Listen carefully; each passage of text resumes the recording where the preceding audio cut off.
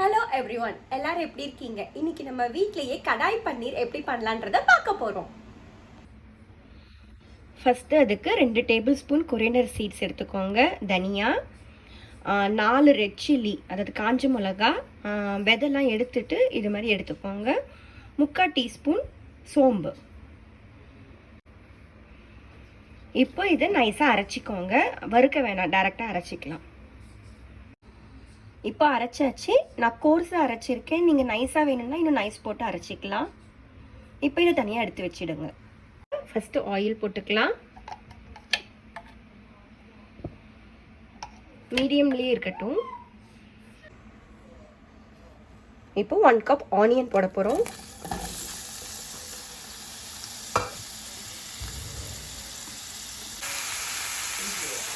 எட்டு முந்திரி போட்டிருக்கேன்.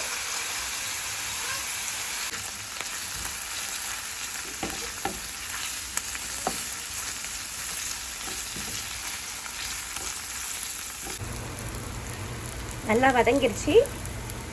1 கப் தக்காளி,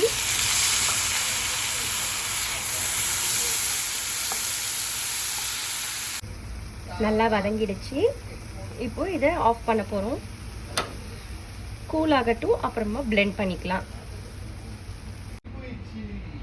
சேம் பேனில் ஆயில் போட்டுக்கலாம். திரும்பவும்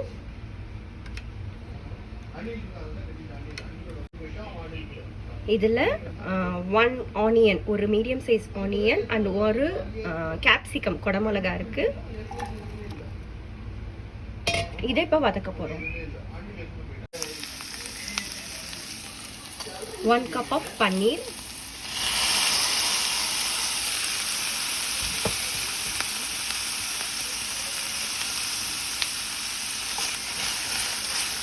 ரொம்ப வதக்க வேணாம், ஒரு 2 மினிட்ஸ் வதக்கினா போதும்.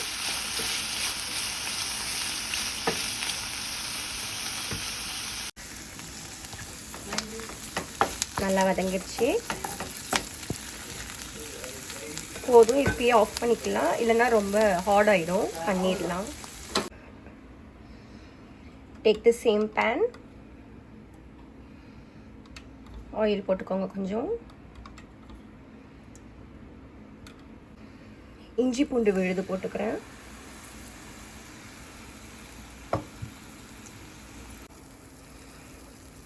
ஸ்மெல் போயிடுச்சு.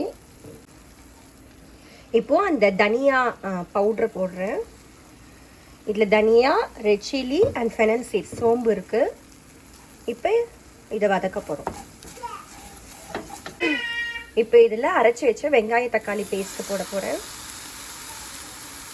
கொஞ்சம் தண்ணி வேணா ஆட் பண்ணிக்கோங்க. இப்போ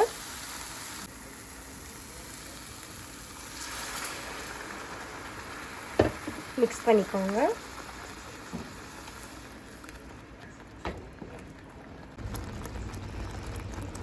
ரொம்ப கொதிக்க வைக்க வேணாம், ஏன்னா இது ஆல்ரெடி நம்ம ஆனியன் டொமேட்டோலாம் வதக்குனது தான். ஸோ ஓரளவுக்கு அது இந்த ஆயிலெலாம் செப்ரேட்டாக வந்துச்சுன்னா போதும். நல்லா பாயில் ஆகிட்டுருக்கு. இதில் நான் க்ரீம் அப்ளை பண்ணல, பிகாஸ் எனக்கு அந்த க்ரீம் டெக்ஸ்சர் கிரேவியில் வேணாம் அப்படின்னு நினச்சேன். உங்களுக்கு வேணும்னா இந்த ஸ்டேஜில் நீங்கள் கொஞ்சோண்டு க்ரீம் அப்ளை பண்ணிக்கலாம். ஒரு 2 டேபிள் ஸ்பூன் போட்டுக்கலாம். 1/2 teaspoon red chilli powder, 1/2 teaspoon garam masala powder, 1.5 teaspoon salt.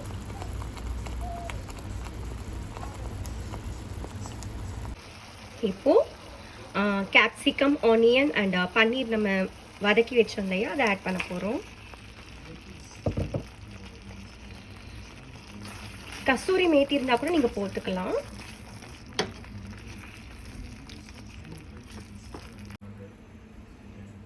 இப்போ இது மூடி வைக்கிற ஒரு 2 மினிட்ஸ்க்கு. ரெடி ஆயிடுச்சு.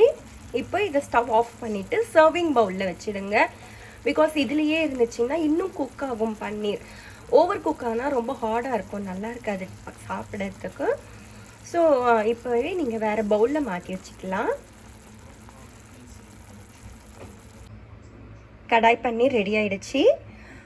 இப்போ இந்த சர்விங் பவுலில் ஒரு 15 மினிட்ஸ் அப்படியே வச்சுருங்க. அதுக்கப்புறமா யூஸ் பண்ணுங்கள். நல்லா ஊறட்டும், இன்னும் டேஸ்ட் நல்லாயிருக்கும். இந்த வீடியோ உங்களுக்கு பிடிச்சிருந்தா லைக் பண்ணுங்கள், ஷேர் பண்ணுங்கள், யாயும் சேனலுக்கு சப்ஸ்கிரைப் பண்ணுங்கள்.